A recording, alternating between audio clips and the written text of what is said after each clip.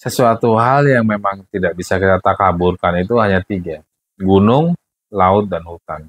Porternya ini bunga ok. Di situ kita nyium bau pesing banget. Dan setahu gue itu kalau misalkan bau pesing, perengus ataupun pesing, itu udah genderuwo di situ ada. Sampai saya sempat marah-marah sama porter. Saya bilang, lu katanya udah 10 kali naik sini.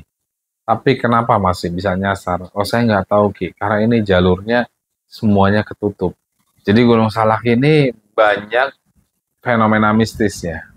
Banyak hal-hal gaib, banyak gerbang gaib yang nggak kita pahami.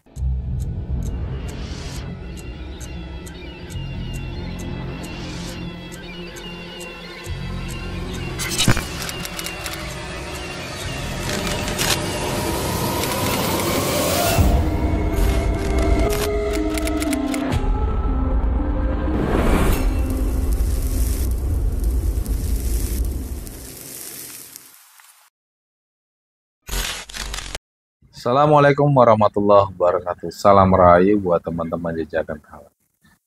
Jadi kali ini saya mau bercerita tentang pengalaman spiritual saya mendaki Gunung Salak. Ya guys, jadi waktu itu saya pernah mendaki di Gunung Salak yang memang mengalami hal horor dan spiritual banget di Gunung Salak. Jadi waktu itu kita naik sekitar ada 8 orang. Jadi 8 orang, saya jalan dari Depok ini menaiki mobil pribadi ya. Sampai di lokasi itu sekitar pukul 2 malam. Jadi kita jalan dari Depok ini jam 11 malam, sampai di lokasi jam 2 malam. Waktu itu saya nggak bisa tidur. Saya nggak bisa tidur karena cuaca itu di tempat bukan base camp ya, saya lebih sering datang ke situ itu karena saya sering berziarah di daerah Cidahu. Jadi saya berziarah dulu di makam Pangeran Santri. Setelah itu kita kembali ke Juru Kunci untuk sekedar ngobrol dan ngopi di situ. Tapi saya coba pejamkan mata, saya nggak bisa tidur karena cuaca dingin. Dan akhirnya kita putuskan untuk naik hari itu juga. Dan saya tanya dengan Juru Kunci, di sini ada nggak porter yang bisa mengajak saya ataupun menunjukkan jalan untuk bisa sampai ke puncak Gunung Salak. Dan akhirnya Juru Kunci itu bicara, ada di sini ada yang biasa ngantar orang untuk naik ke puncak Salak.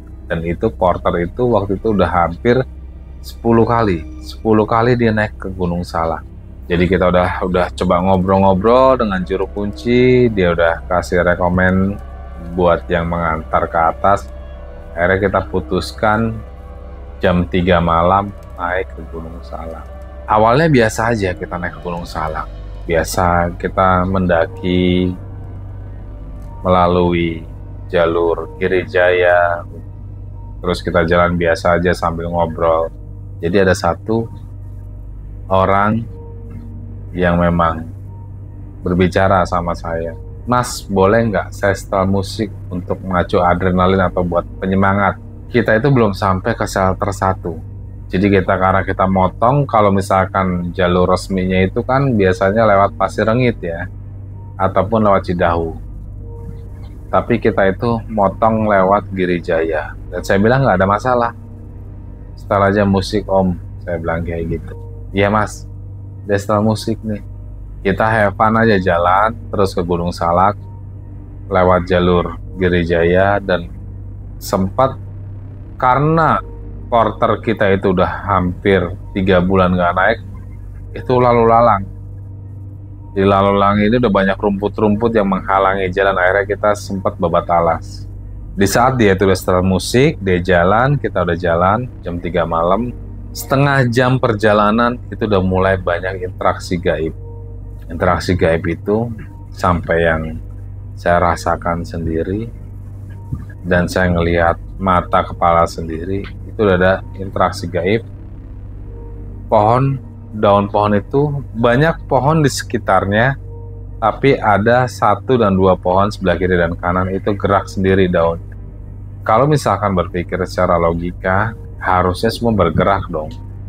Tapi ini enggak, karena nggak ada angin dan itu gerak hanya 2 aja. Di situ saya udah merasa mulai ada kejanggalan sampai kita terus lanjut.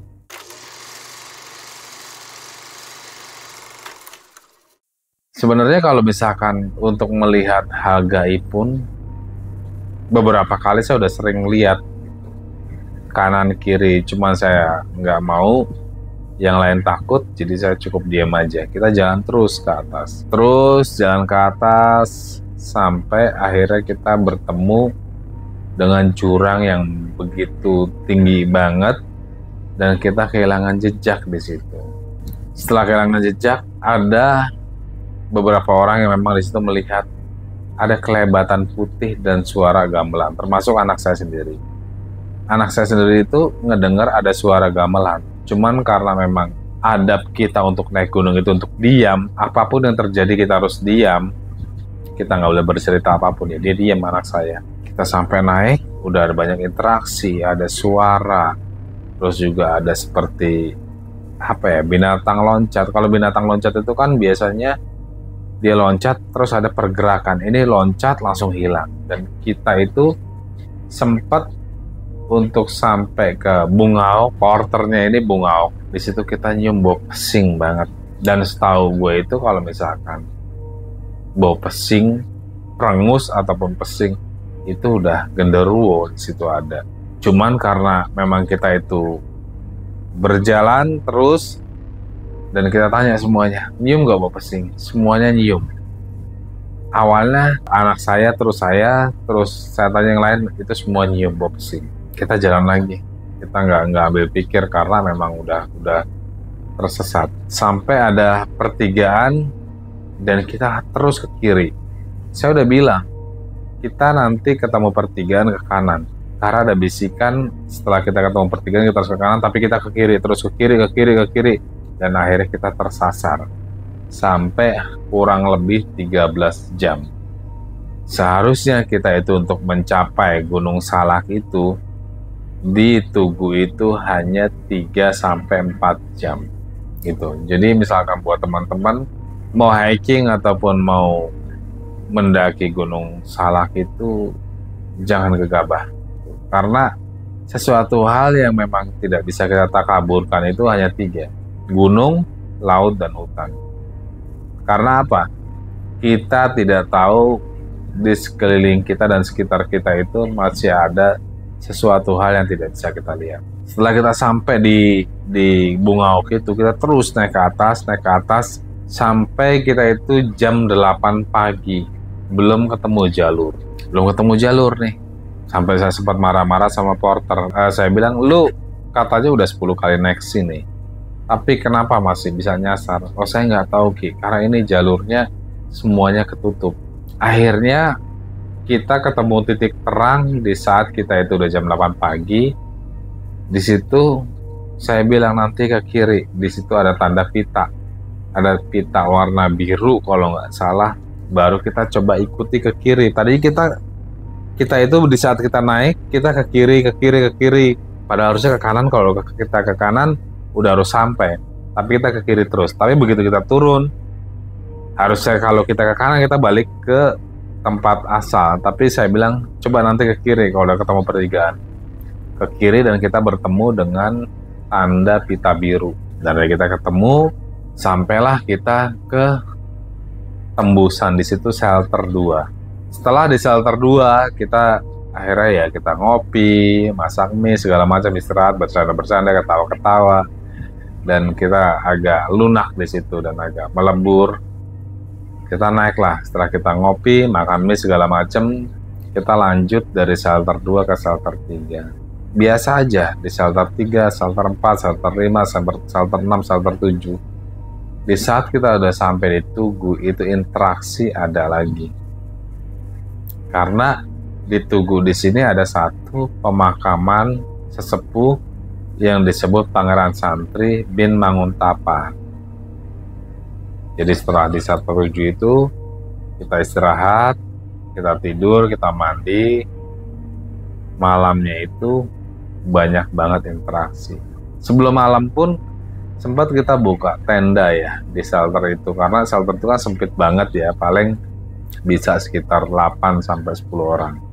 Karena ada pendaki lain, jadi kita buka tenda di bawah. Saya sempat tidur di tenda beberapa jam. Tapi di saat di maghrib ada tim kita yang tidur di shelter, itu diketawain dan banyak suara-suara gaib yang ngobrol di situ. Akhirnya mereka takut dan kita kumpul semua di shelter yang disiapkan di dekat makam itu. Setelah itu kita coba buat ngobrol, komunikasi, akhirnya kita masak mie dan masak segala macam. Jam 1 malam kita cobalah buat uluk salam. Jadi kalau di Jawa ini uluk salam itu permisi, ngobrol, silaturahmi, ziarah di makam Pangeran Santri. Itu sekitar kurang lebih jam 1 malam. Dan di situ lagi-lagi ada tim kita yang merasa dia itu dililit ular di makam itu. Dan itu rame banget. Di makam itu rame banget suara. Setelah kita bertawasul, kita turun sekitar jam 2 malam, kita turun dan istirahat. Paginya kita langsung muncak ke Puncak Salak 1 ya. Kita jalan dan melewati Batu Ajan. Sempat saya tuh di situ ada gesekan kuat banget dan bikin mual. Akhirnya saya putuskan coba lu ajan di sini. Jadi kita melakukan ajan di situ. Setelah ajan kita lanjut lagi ke Puncak Salak dan alhamdulillah sampai ada di Puncak Salak.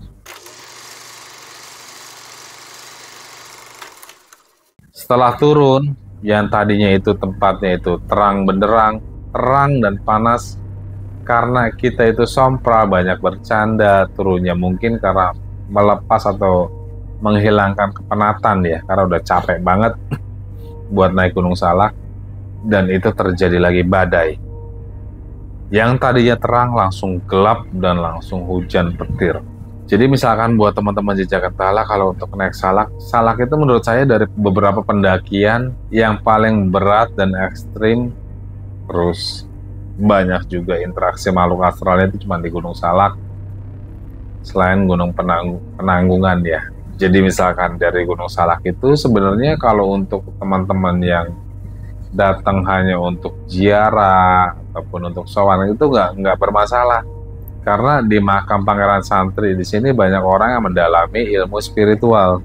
Dan misalkan dia mau membuka aura pun di situ disiapkan satu kolam yang besar untuk kita mandi. Itu pun bisa membuka aura. Jadi kalau kita kemarin itu datang ke sana, memang yang utama itu untuk olah spiritual, bukan untuk hiking kayak gitu. Hiking itu hanya bonus saja. Jadi banyak kejanggalan. Seperti kita itu naik ke sana di saat kita udah selesai turun dari Gunung Salak, kita masih ngecamp lagi nih. Malamnya ada juga beberapa pengikut saya yang diajak dia loncat ke jurang. Terus ada juga porter yang memang dia ditemuin dengan pendaki yang lain, pendaki yang pernah meninggal di situ. Itu banyak banget interaksinya di Gunung Salak. Jadi Gunung Salak ini terbagi menjadi 3 puncak gitu. Ada Puncak Manik, ada Puncak Salak 2, Puncak Salak 3. Yang terakhir kemarin saya itu datang ke Kawaratu pun, itu ada namanya Danau Sangyang. Danau Sangyang ini menurut sejarah dan orang-orang sekitar berbicara itu tempat muksanya Kanjeng Prabu Siliwangi. Dan di Danau Sangyang ini, kalau burung itu melewati di atas Danau Sangyang, dia bakal jatuh. Jatuh di sini mungkin bisa dari ya asap beracun atau hal segala macam. Tapi kita manusia yang melewati Danau Sangyang dan melewati Kawaratu itu aman-aman aja, nggak ada yang terkena racun. Dan disitulah kalau menurut secara spiritual yang saya pahami, Gunung Salak ini mempunyai energi magnet yang kuat, daya tarik yang kuat, magnet yang kuat. Maka dari itu Sukhoi itu bisa tersedot. Jadi Gunung Salak ini banyak fenomena mistisnya, banyak hal-hal gaib, banyak gerbang gaib yang nggak kita pahami. Jadi misalkan buat teman-teman itu hanya pernah mendaki Gunung Salak tapi tidak mendalami keseluruhannya, di Kawah Ratunya ada apa, puncak Gunung Salak apa, lewat Aji Saka jalurnya bagaimana. Karena di lewat jalur Aji Saka itu pun sendiri ada 3 makam yang memang dituakan. Di situ ada yang Haji Jaya Sakti, Tarumanenggala, terus ada juga Kanjeng Prabu Wijaya Kusuma, itu dari Aji Saka. Kalau misalkan dari Cidahu itu ada Pangeran Santri, Din Manguntapa, di situ ada di puncak Manik Satu ada Syekh Hasan Basri.